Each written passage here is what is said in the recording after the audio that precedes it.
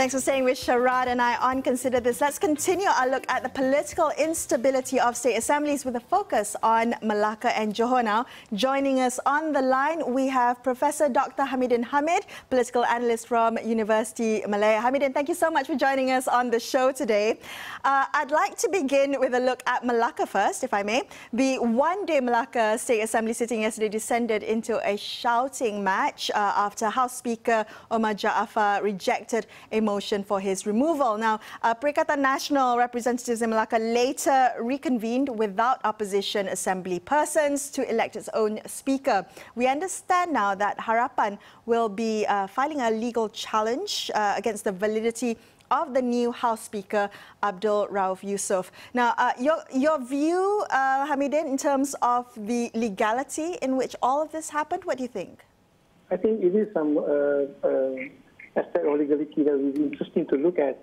It's not only in Melaka, actually. What happened today in Perak also, I think, opened up a lot of good opinion that can be delivered in regard to the legality of the removal of the speaker.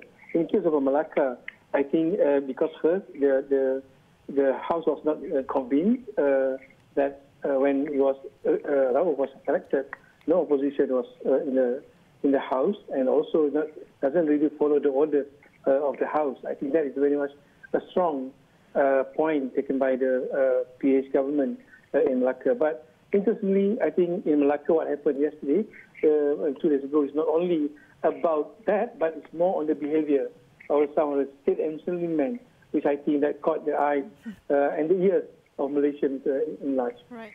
Yeah, I know the Melaka Assembly has made Peppa the Pig a very popular figure in Malaysia now, I think, regardless of how much marketing money was poured into that one. I do want to ask you, what's at stake? We know in Johor it was the fight between UMNO and Bersatu was about GLC positions. What is at stake in Melaka?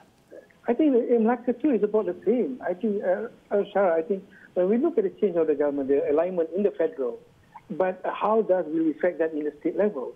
This is where, and especially at the state level, we are talking about each constituency of political party. Each bahagian in each state will definitely have now realign what is their position. So everybody, I think, have their own stake and interest in everything in regard to the state matters, and not only about state matters. What happened in Johor, for example, highlighted the issues even in the district or even in the bahagian level. So this is where the real politics about Malaysian politics is all about, where we're talking about the grassroots level.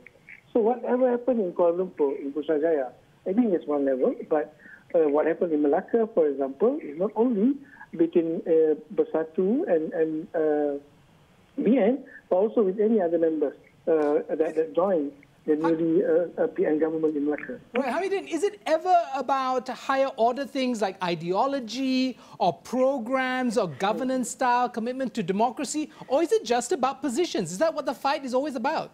I think it's not really it's about position. I think it's about survival, about how, for example, you're talking about the real politics, how can, for example, you're talking about the fight over resources among the parties. Positions mean resources at the same time. How they want to position themselves, how they want to position their party, and especially in regard to the next PRU.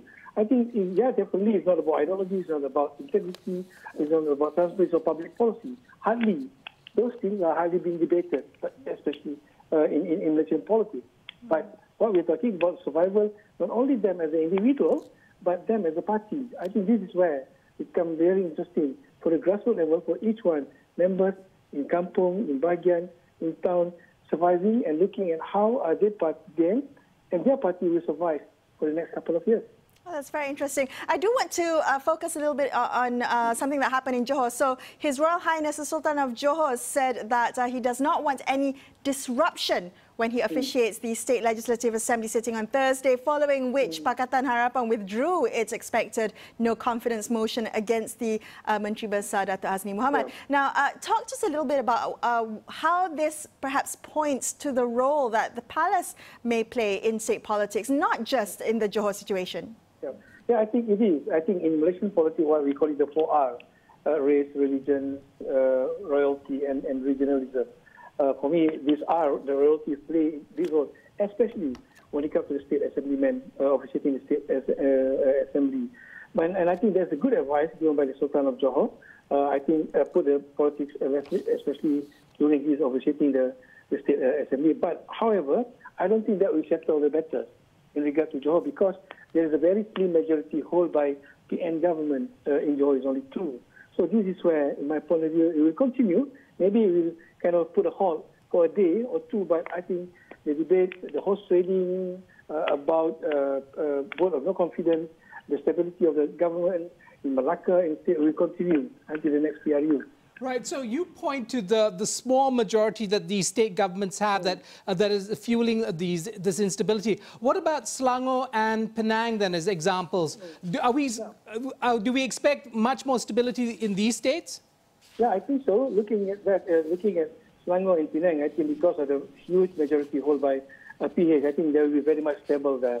If you look at most of the PN took over states, even in Perak, even in Kedah, to some extent, in my point of view, even though it just collapsed today, the majority held by the PN is very slim.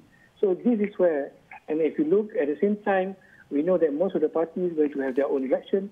Bersatu is going to have one, UMNO going to have one, PKR, I think by next year too, going to have one. So all this will give a lot more dynamic to the political situation in Malaysia. What about the other future scenario with regard to Bersatu, the position of Dr. Mahathir versus Tan Sri Muhyiddin Yassin, the battle there? Right. Do you think the fall of Kedah will have a negative impact on Dr. Mahathir's faction within Bersatu? Oh, definitely. I think definitely. I think the position, Mokri, his position as MD definitely will bring in a lot of clout. Remember, sir, I think when we're talking about Malaysian politics, positions always carry a lot of meaning to Malaysian politics. It carries a lot of advantages to the incumbent. So by, I think, staying as a Ministry of Kedah, we give a lot of tremendous advantage for Mukris.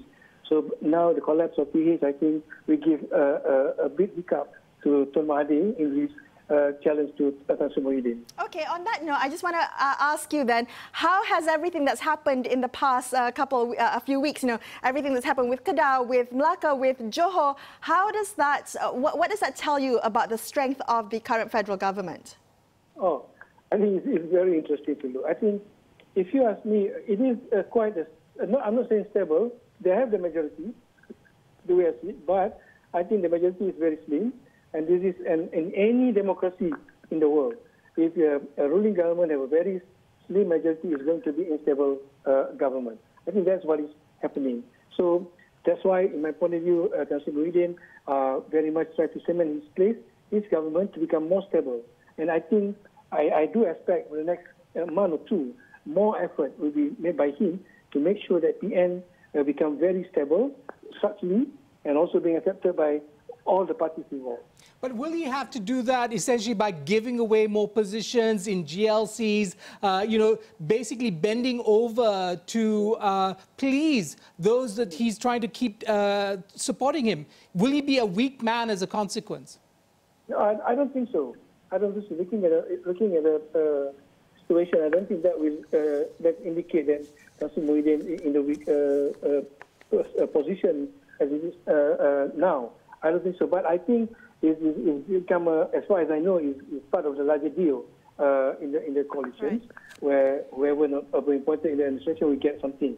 But having said that, okay, I think the most important for PN is very much how can they establish PN as a structure, and how can they work together with PN or with PAS and build a good structure facing the next election. Yes. I think that is the challenge. Hamidin, thank you so much for speaking with us tonight. It is always a pleasure talking to you. Thank you for sharing your insights. Unfortunately, that's all the time we have for this episode of Consider This. I'm Melissa Idris, with me Sharad Kutan, signing off for this evening. Thank you so much for watching, and good night, folks.